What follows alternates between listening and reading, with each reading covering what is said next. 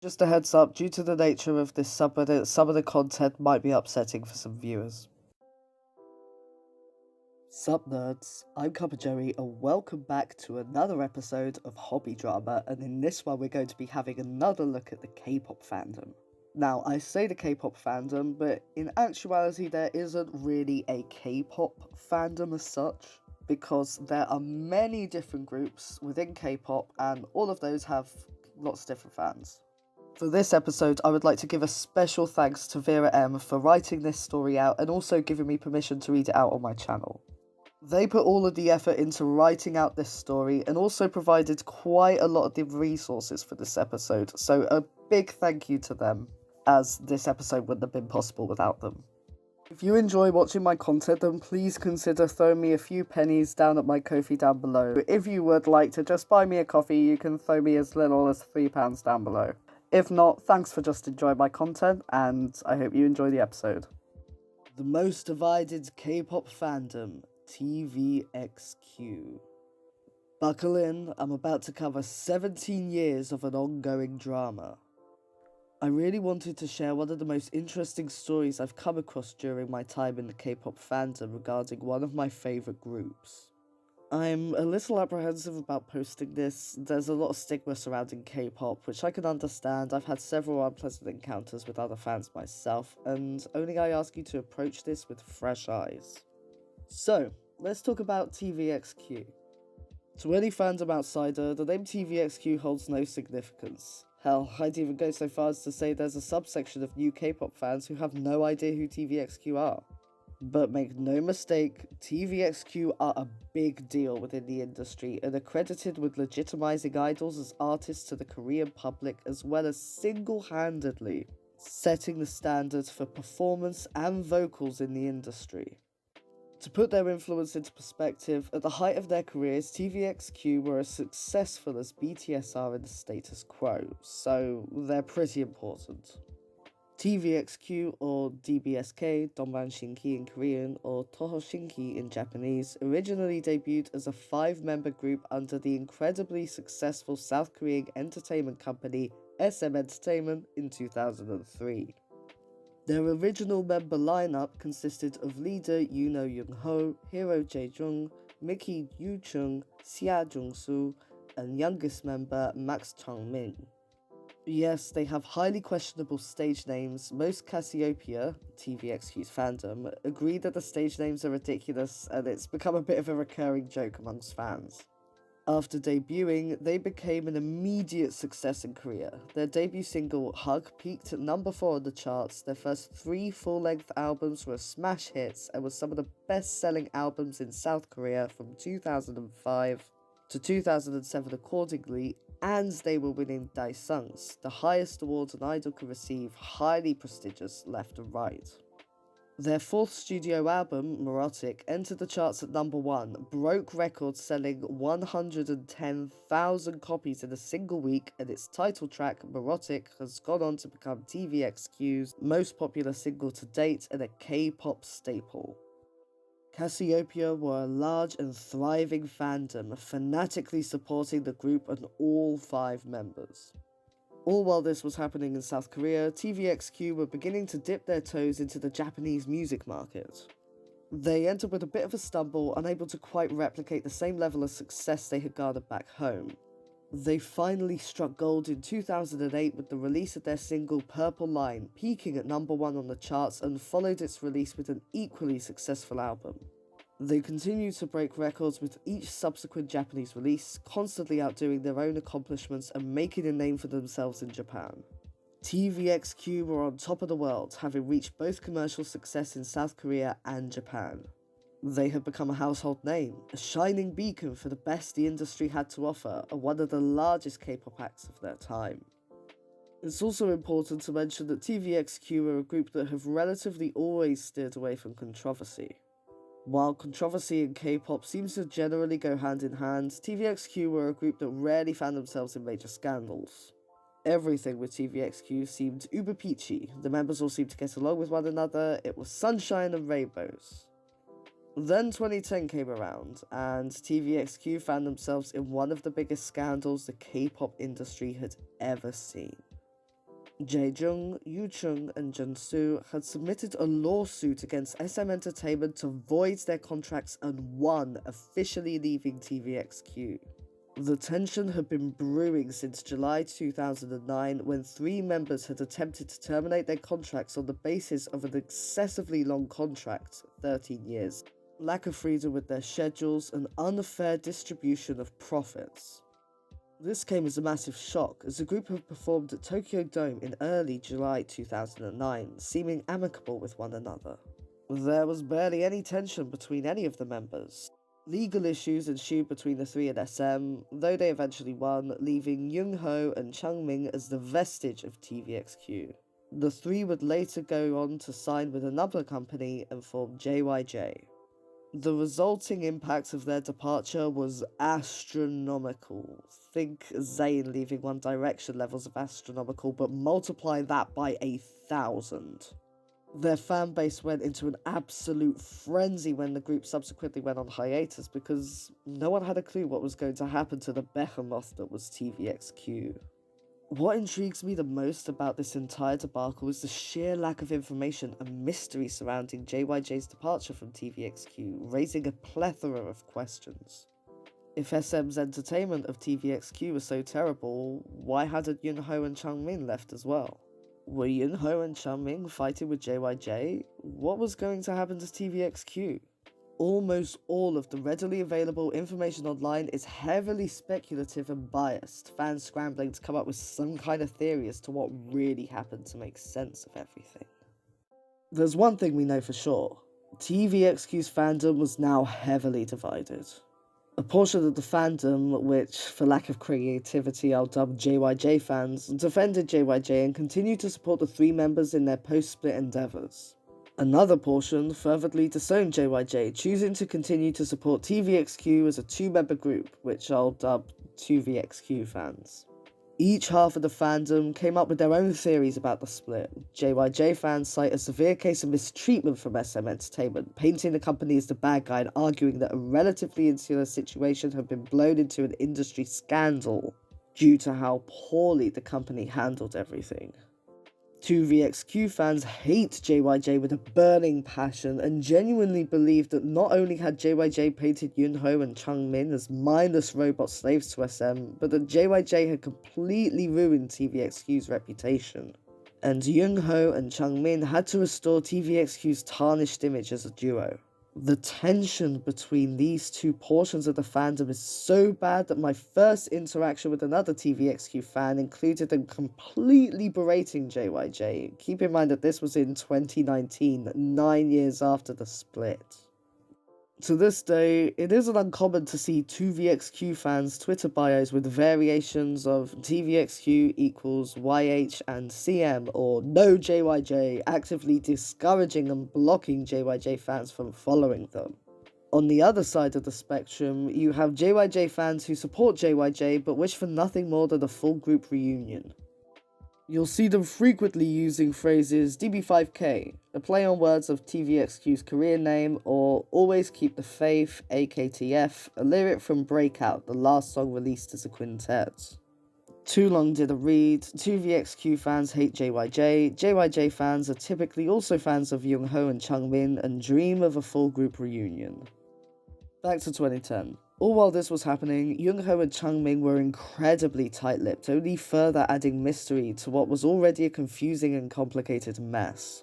Online speculation began to surface about what was going to happen to the 2 of them, and the general consensus was that they were set up for failure. I hate to bring up shipping/member pairings into this, but I promise that it's relevant to the story.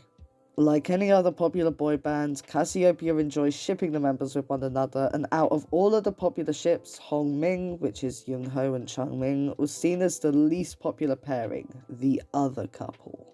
With this in mind, you can see where the negative sentiments towards Young-ho and Changmin continuing as a 2-piece act were coming from. It was going to be impossible for South Korea's biggest boy group to continue without 3 of its members, and TVXQ was going to be another story of a popular group fizzling out of mainstream relevancy. 2011 finally rolled around, as well as TVXQ's highly anticipated comeback. Kicking off 2011 with a fresh start, Young-ho and Changmin released TVXQ's fifth studio album, Keep Your Head Down, in January. To the public's complete shock, the album debuted at number 1, selling nearly 230,000 copies, and the title track becomes a smash hit. Young-ho and Changmin have done the impossible. However, this was not without any controversy. The media began to speculate that the title track, Keep Your Head Down, included lyrics directly scrutinizing JYJ. Another wild accusation resurfaces regarding one of Changmin's dance moves in the music video, in which he gestures the number 5, then 4, then 3, then 2 with his hand. It's truly a blink and you'll miss it choreography move. Yet people believed it was a subtle dig towards JYJ. Young-ho and Changmin subsequently went on record to debunk these claims, though there was still a wedge driven between both sides of their fandom. To further add insult to injury, SM Entertainment asserts their dominance by blacklisting JYJ from all public television appearances. JYJ fans are enraged, and rightfully so. Television appearances are a crucial way for K-pop artists to promote themselves, and was a severe burden on JYJ. 2011 was also the first time that Young-ho and Changmin publicly addressed the split, both looking quite somber in a live interview. In true K-pop fashion, the statements were incredibly vague and revealed very little about the split. Young-ho stated that there were exceedingly deep conflicts with SM Entertainment, and the members had irreconcilable differences about their career. Changmin followed this up by explaining that they had tried incredibly hard to fix things. After this, TVXQ and JYJ seemed to go their own separate ways, both incredibly successful groups in their own right. TVXQ released several more critically acclaimed and commercially successful Korean albums, and go on to become the biggest foreign act in Japan. You'll frequently see the terms K-pop royalty and kings of K-pop attributed to them.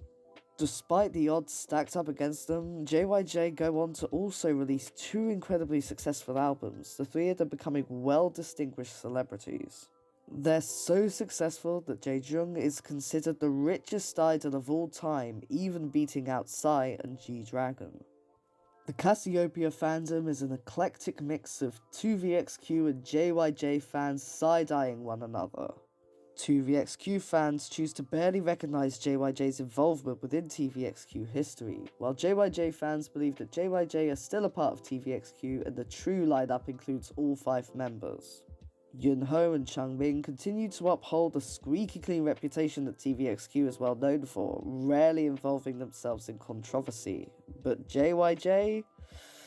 Oh boy. Hold on, there's even more to this story. If you thought the fandom was divided, it gets worse. It's now 2019 and Yoo-chung is in some hot water. South Korean police uncovered that Yoo-chung had purchased and taken methamphetamine with his now ex-fiancée. It's also notable to mention here that South Korea is incredibly against any drug use. Even cannabis use can get you up to 5 years in prison. In addition, this wasn't Yoo-chung's first public controversy either. Back in 2016, Yoon-chun was accused of several sexual assault allegations, though all charges were eventually dropped by the police. Later in 2018, Yoo-chun faced yet another charge for sexual assault, however, I'm not sure if this case was ever resolved. The drug scandal was the last straw, derailing and tarnishing Yoo-chun's career to the point that he had to leave JYJ. Since then, the group has been inactive. Many JYJ fans were understandably upset by Yoo-chun's actions. Now, it's not uncommon to see a JYJ fan who supports Jae-jung and Jung-soo, but has completely disowned Yoo-chun from the narrative. Yet there are still some JYJ fans that have chosen to stick by Yoo-chun's side. This gets even more complex when you consider that Jung-soo and Jae-jung have also been involved in their own controversies. Jae-jung most recently making a COVID-19 joke with very poor taste. So not only is the Cassiopeia fandom divided between 2VXQ and JYJ fans, but there's even more division amongst JYJ fans regarding Yoo-chun. It's quite chaotic to say the least.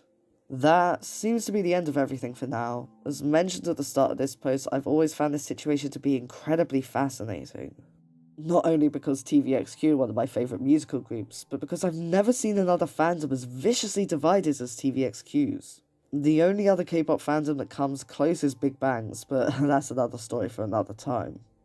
Despite their tumultuous history, Cassiopeia are one of the most welcoming K-pop fandoms in the status quo. Generally stay out of drama and keep to themselves. If you're interested, I'd also highly recommend checking out TVXQ's discography. They've released some phenomenal work and I'm always willing to provide a song recommendation or two. Thank you so much for reading and have a nice day. This one really was a story and a half, but the thing is that there are so many details that we don't really have about them, so my commentary is going to be a little bit limited. So, what I found interesting about this, first of all, is that there are now two groups that are a duo. There is TVXQ, which consists of the two original members of TVXQ, with Youngho and Changmin. Whereas JYJ is now also only a pop duo because of the sexual assault allegations, meaning that, well, Yuchun had to step down. It seems that he has now gone into acting, so it doesn't look like the allegations have done too much in terms of his career, other than meant that he can't be part of a boy band. So if we begin to look at this chronologically, it all started with the split. I mean, that's what this whole thing is about, right? Whatever came afterwards, the initial issue here was the split of TVXQ becoming just a duo, and then the others splitting off into JYJ. And the thing is that from what I can see, and the thing is that you really shouldn't be making too many assumptions here because there is so much information that we don't have. But from what I can see, it does just seem like an issue with the contract. Perhaps some of the members thought that it was unreasonable, and that was how it all came about. Whether or not there was any issues between members, whether or not it was just because they thought that the contract was too long, maybe it was because of mistreatment, of the management. None of us are going to know, but the thing that I actually found really interesting is that this, TVXQ were created by SM Entertainment, who are the same ones that covered EXO, which, if you have been following my channel, is the previous K-pop drama that I actually covered. The first K-pop drama that I actually covered was regarding this band and one of the members. I think that the main drama here isn't actually between the band members at all, but it does seem to all be between the fans, you know? And I think that that's where a lot of the problem comes from, is that a lot of people seem to put in their own reasons as to why this split happened. Some people decided to see JYJ as, like, traitors for leaving the group, and how dare they ruin one of the greatest bands ever. And it did kind of remind me of the whole Zayn leaving 1D thing. Of course, as OP said, this was considerably bigger because TVXQ was one of the first, like, massive big boy bands. Like, think... I don't know, we don't actually have one. I was going to say Boyzone or Backstreet Boys, but this isn't really a thing where you can say that there is a Western version of it, because the music industry in Korea, specifically South Korea, and the music industry in the West are just so different from each other. They have a lot different cultural impacts, so you can't really say this is this version of that, because there is no way to translate it. It's a whole cultural thing. But if you are trying to translate it to experiences that you may have had, Lemmy leaving Hawkwind, that'll do, because, Hawkwind haven't changed their lineup too much. Oh my goodness, there's going to be like a really, really freaking niche audience listening to this that know K-pop and Hawkwind. Oh gosh, I'm sorry. This is what happens when I talk about subjects that I'm not particularly a fan of, because I do like to take that kind of side look at it, the outsider's opinion, because of course people who are in this particular fandom, and yeah, you can't really say the K-pop fandom because there are so many different groups that all have different sounds, and people are different fans of different things. So you can't really say the K-pop fandom, but in terms of the TVXQ fandom, it's not something that I'm particularly into, so that's why I'm interested to look at it from an outsider's point of view. And as there is a lot of infighting between who's in the right, who's in the wrong, it does seem that people have taken their favourite members and then figured out a narrative that fits what they best want to think about the band. So those that think that SM Entertainment completely mistreated JYJ and they were completely right to leave, they're going to be thinking, okay, that's exactly what happened. Those that want to think, oh, well, TVXQ should have stayed together and that they were wrong for leaving, they're going to have this narrative about those two being bad. And of course, with the subsequent allegations that then came up, you can see how that would close down the narrative. But they are two different duos now. Who knows? Maybe they will do some kind of duet thing in the future where it looks like it's coming back together. It is possible, I guess.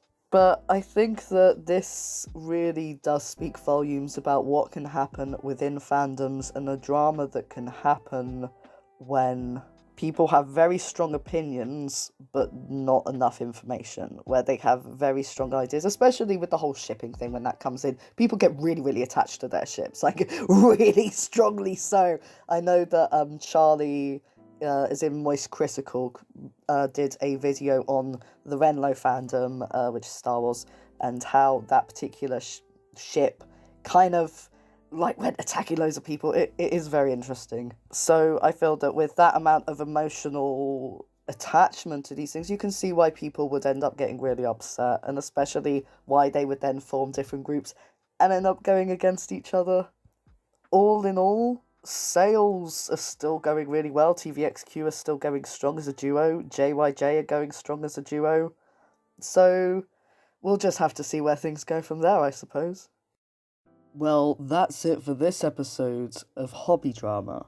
I am definitely going to be covering more K-pop drama. As I said in the previous episode, there are quite a few different groups that have had their own fandoms, as you're probably unsurprised to know, and fandoms always bring drama. I've been a part of fandom myself, I freaking know how it goes. I also have another episode about TVXQ that was also written about vera-m that I will be working on soon, so you've got that to look forward to. And as I say at the end of every episode, if you enjoyed hearing from this subreddit or would like to hear from any other subreddit, then do let me know in the comments. And until then, I'll see you all next time.